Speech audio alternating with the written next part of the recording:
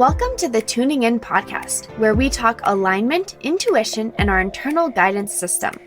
We cover woo-woo topics in an approachable and practical way. I'm your host, Dana Evans of Alignful.com.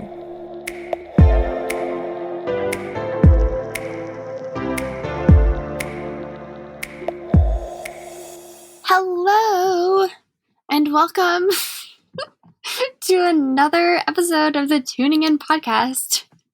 I'm feeling a little silly right now, so you're going to get that in this week's episode. And I'm going to dive right in instead of doing an intro because that's what I feel like doing.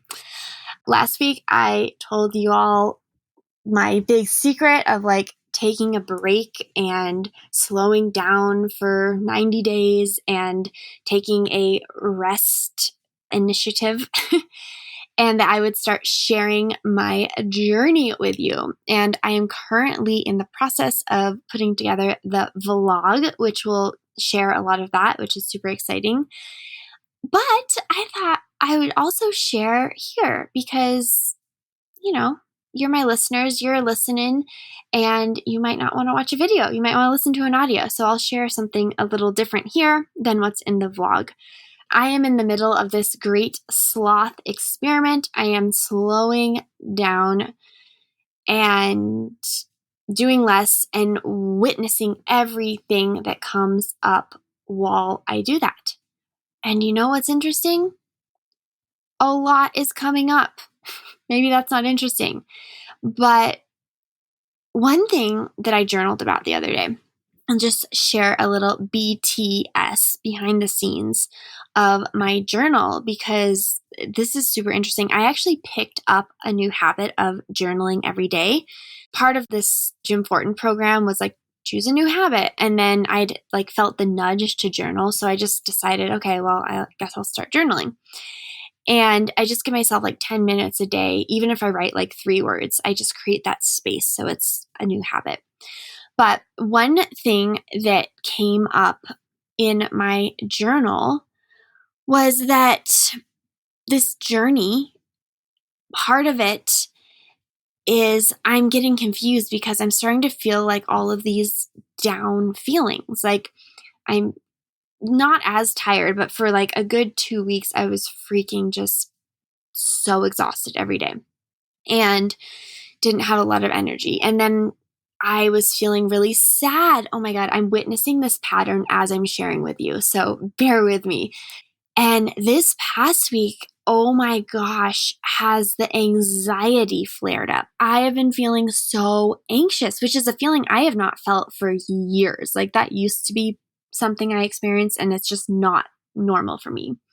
To the point where I really have been imploring my own practices where the anxiety shows up in my chest and it's so dense and heavy and I just have to sit with it. I go into it, I breathe into it, and I'm like, what do you have to share with me?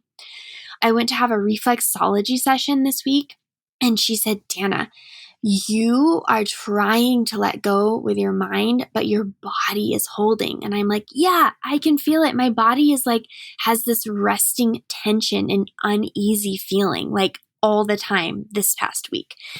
And it's just I'm holding, my breath isn't deep, my body, my muscles are slightly tense, and there's this fluttering in my heart, anxiety. And it's been so interesting. And anxiety in particular is a feeling that I really fight. And of course, fighting it doesn't really help it become any less or talking about it. But experiencing it is really the best thing for me to do when I'm feeling anxiety. So I'm just noticing this showing up and I'm just now thinking, oh, so I'm going through these phases of intense emotions that are showing up kind of 1 week at a time and giving me that opportunity to really experience it and free it from my body. So this week was anxiety. I mean, I don't know what to do except be with it. I mean, this is part of the lesson. So what started me telling you all of this is that I started worrying in my journal. I'm like, wait a second. I'm doing all this work. I'm doing all this inner work, rather.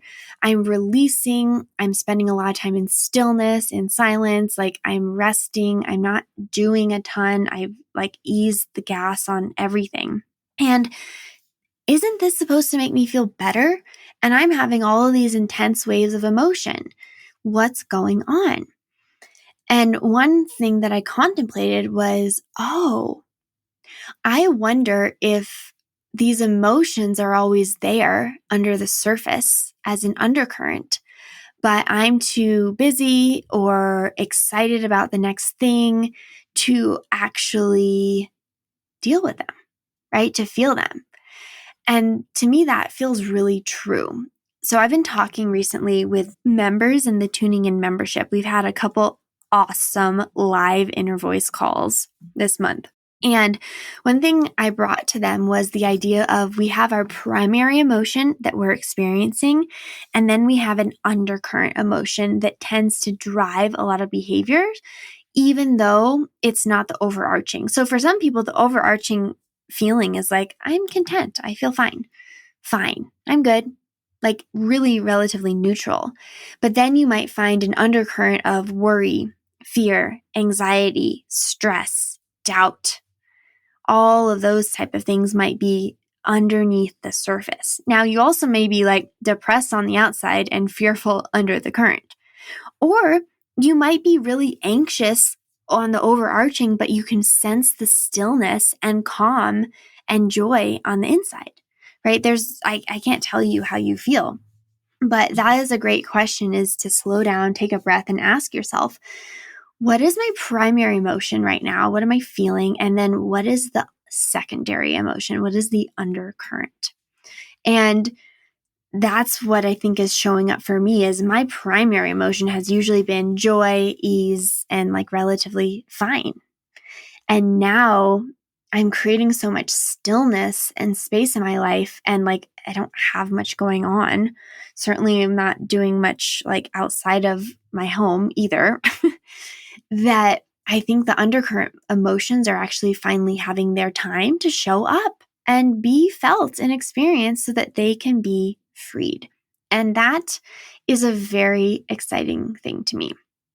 And it's a really nice way that I choose to look at what is going on, because our lives are distractions from our feelings, sometimes intentionally, sometimes unintentionally. So to give myself space to just experience is really powerful.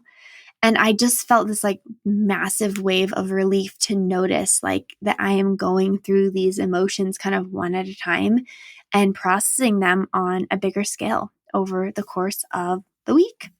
So that is one big thing that has been going on. And the other thing that I've noticed is I feel very raw. So when you watch this week's video blog, I'm just loving using the term vlog. When you watch it, you'll see one of the mini videos in there I shared about like I was feeling super emotional about something. And that's the other thing, is like I've had this like undercurrent coming to the surface, like main emotion over a week. This week it was anxiety. And then I also feel extremely exposed and vulnerable to feeling everything.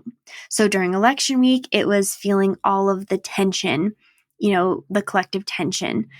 And then last week, I was feeling a lot of collective pain and sadness. And like everyone I saw, like I went to go pick up pizza and I was on the street and I was having like these intense memories from when I lived in that area.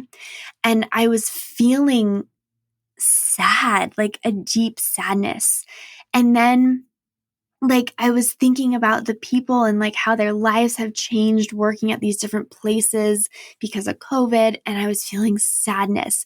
And then I drove on the way home, like there was a homeless man, and my heart was aching and I cried, and it was like everyone's pain was my pain. And I very much felt that this week. And I just feel so raw, like a scab that has been picked, right? Like I'd hardened over a little bit, and now the scab's been picked and it's very sensitive and raw. And I don't think that I'm forming a new scab. I don't think that's the purpose of this work. I think the purpose of this work is to truly heal the skin so that it is not a scab and it is not a scar and it is not a raw wound, but it is just the skin again. It's like doing a chemical peel or microdermabrasion. Like when you first do that, your skin goes from being like too dry and like scales on your face and you can't get it off. So then you do a chemical peel or microdermabrasion, and then it like literally takes off a layer of the skin, and then it's really raw and exposed and sensitive, and then it heals and it becomes fresh, new skin. This visual came up because I've spent a lot of time watching Sex and the City the past couple of weeks. I started from the beginning, and there's an episode where Carrie, it's her book launch for her first book, her book party, and Samantha got a chemical peel the day before, and she shows up with like a veil over her face, and you lift it, and it's like, ah! So that's why that visual came. But I feel like that's happening within myself, in my emotions, in my view of the world. I think I'm shedding layers, and at first it's going to be very raw, and then it's going to heal through a fresh perspective, through a fresh set of eyes. And I just love that. It feels so true to me right now. And another thing that came up, this is great. My inner voice said to me, no rush. And my mind is like rolling my eyes. Really, no rush, because in the midst of this transformation, right, I'm feeling really raw, exposed, and intense emotions. My mind is like, okay, can we get this over with, because we have transformation to happen and we need all the results that come after the transformation. So if we could just move this along, please. And my inner voice is like, no rush. You can't rush this. You can't rush insight. You can't rush transformation. You can't rush clearing old emotions. We just can't. And as much as we'd love to, take a magic pill or snap our fingers, go to the genie and end up on the other side, to me, it's just like, if we really want to transform, and I don't mean have a different perspective one day. I mean, if we really want to transform ourselves, at least for me, I feel like I have to go through it. Like I have to go through it. Today I had an inner voice session because I told you I'm doing these every other week. And my inner voice showed me, it said, Dana's afraid to go into the dark. She keeps backpedaling because she's afraid of what she'll experience, right? These are all these intense emotions. I'm like fighting and resisting them and packing up. I'm like, hold on, I didn't sign up for this. I signed up for transformation to feel good. But my inner voice said, she's going into a tunnel, and it showed me an image of a tunnel. It said, but it's not just a straight road into the tunnel. It's more like the racetracks that kids build, and it's like a spiral. So the car is going to go up and around all the walls and the ceiling and the floor of the tunnel, and it's spiraling deeper in. And it said that's why you're feeling all these different feelings, because it's almost like a sideways roller coaster. But the dark of the tunnel, that is like actually protection and ease and safety before you end up on the other side, which is sparkle. My inner voice loves sparkle. It says it's sparkle. It says I'm sparkle. It says we all can see through the eyes of sparkle if we just blink and bring it back. And that abundance is sparkle. But in order to really experience the sparkle, we have to close our eyes. We have to go on the wave and into the darkness. And that does not mean, this is my mind talking now, that doesn't mean we have to go through pain. That doesn't mean it's like a miserable, horrible experience. It may be, but it can be a wonderful experience. It can just be part of the path. We're so afraid of discomfort and pain. And look, I'm speaking for myself here, and like feeling these unwanted feelings where I just want to feel good. But what if to truly feel good, we have to feel all of the quote bad feelings as well? And that's this journey. And I'm so grateful to have my inner voice as a guide, and to have my coach Lauren as a guide, and to have my own experience through coaching and all this work I've done, and just my journal and my insights and my voice memos and this podcast and my video vlog. Like, I love going on this journey with all this support, because I feel like if I was going at it alone, it would be a little more challenging. Because we need support. It's so nice, especially like when the mind starts to kick in and be like, what are you doing? What are you doing? Why did you decide to slow down? Why did you do this? Why did you do this? And then you'd be like, wait, SOS. Call a coach, check in with your inner voice, do some journaling, like get back to the why, to the deeper reason. Because the truth is, we have to find comfort in the discomfort if we want to really enjoy the ride of life. In fact, I have an entire podcast episode. It's one of the earlier ones, but I have an entire podcast episode that is called Finding Comfort in the Discomfort. Like, why would I do a podcast episode about that? Like, why do we want to be comfortable in discomfort? Don't we want to escape the discomfort? And what I would say is that no, because we can't live a life without discomfort. Like, that is part of what we sign up for when we show up in this world. We show up for some of the discomfort. And because of that, how much easier would it be if we could be comfortable with the discomfort? And that is what I am very much learning right now is, okay, how can I be comfortable with this? How can I get comfortable with this experience of discomfort? Because it's part of the journey. In fact, the more you desire to transform, the more discomfort you're going to have.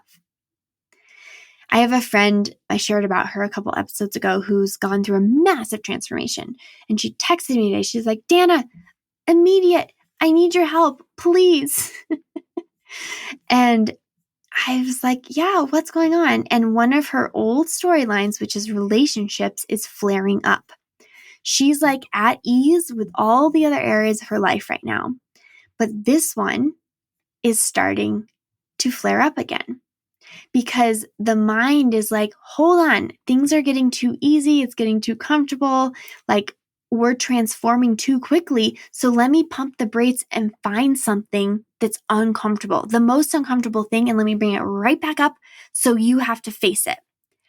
And normally, what do we do when that happens is we fight it instead of facing it. But what if we looked at these types of feelings and these discomforts that show up? What if we looked at them as like, this is showing up because it's ready to be let go of. It's ready to be released. And that's what I'm experiencing when we do, if you've ever done an emotional beanbag release session with me, which you can totally do if you sign up on my website, alignful.com, and then click work with me, you can do just an emotional release session. But anytime we do those, a lot comes up for people. And I always ask their inner voice, but I remind them as well. The only reason this is showing up is because it's safe and it's ready for it to come up and to be released once and for all. And I'm like, only just now, as I'm recording this, making that connection that is exactly what is happening for me on these emotional roller coasters that I'm on. I am feeling the intensity for like a week at a time of one of the emotions that I least desire. And then like I'm crying and feeling it, and all those things are showing up. And I'm like, wow, this is showing up because it's ready to let go. No, that doesn't mean I'll never have anxiety again. But what I feel like is happening, and again, thank you for listening, because this is really just me verbal processing. I mean, this is kind of what I promised you all. This is me processing what I've gone through. What I feel like is happening is that these are old feelings that have been suppressed. So it's old sadness, old anxiety. I forgot what my first emotion was that I shared with you, but that's old too. It's the old ones that are from years and years of feeling them and putting them aside. And now I'm creating this space and they're starting to like peek their heads out like a little groundhog. Boop. Can I come out? Can I come out? And I'm like, come on out. And then all of a sudden, one groundhog pops his head out, or prairie dog. One prairie dog pops his head out of the hole and he looks around. He's like, guys, I think it's safe to come up. She's not going to block us anymore. She's not going to whack-a-mole us back down. So he pops up. He says it's clear. And then all the other prairie dogs come up. And all of a sudden, I am flooded with anxiety because all of the prairie dogs have decided to come up. And they are running rampant around me. And if I fight them and try to shove them all back into the hole one by one and whack-a-mole them, that's not going to work very well because too many are up. So I have to allow the prairie dogs, allow them to come up, to find it to be safe, and then to run away. They can run around, but eventually they're either going to go back into their hole or they're going to move on. Because I'm giving them that space. And that is exactly what is going on. I have no idea how many different emotions I'm going to ride over the next, few months. I have no idea what is deep within me that is going to poke its head out and be like, is it safe for me to come up once and for all? And I have to be comfortable knowing that discomfort will show up and trusting enough to know that I have the tools to process this. It's only coming up because it's safe and ready. And so if I look at it from that perspective, imagine how much releasing I'm doing even when I'm not thinking I'm actively releasing, even when I'm not in the middle of a beanbag session, right? Even when I'm not in an inner voice session crying, even when I'm not crying in the car. But imagine that if I'm allowing these things to come up because I've created this space in my life for them to be felt and experienced, how much more I'm going to let go. And it doesn't always have to be hard. It doesn't always have to be traumatic or dramatic. It can just start to move out because the prairie dogs have all come up. I'm feeling that feeling. I'm allowing it. And then they can just start to run away one by one. The prairie dogs start to dissipate. And that's what's going on right now. And I just heard complete, which is my inner voice. It's been saying that a lot lately when I can shut up. So that is your update from week 1 that I'm sharing with you of my Sloth Experiment, of my 8 to 12 week journey. I don't know how long this is going to last, but I am on this ride, and thank you for joining me on this ride. And I'm just so excited. I'm doing this the big, long way because my hope is that I will gain many insights about this so that I can take you on this journey in a simpler way that really fits into your lifestyle, and that you can go on this journey too of clearing and releasing and pausing without it totally derailing your life and actually experiencing this in a way that suits you. So as always, thank you so much for listening. If this will resonate with anyone you know, anyone else who's feeling this call to slow down or curious of what this journey is like, feel free to share it with them and rate and review me on Instagram. Nope, on iTunes. I'm not on Instagram right now. Anyway, thank you so much and have a beautiful day. And I will see you next week for another weekly update, probably some verbal processing and some insights that I've gained along the way.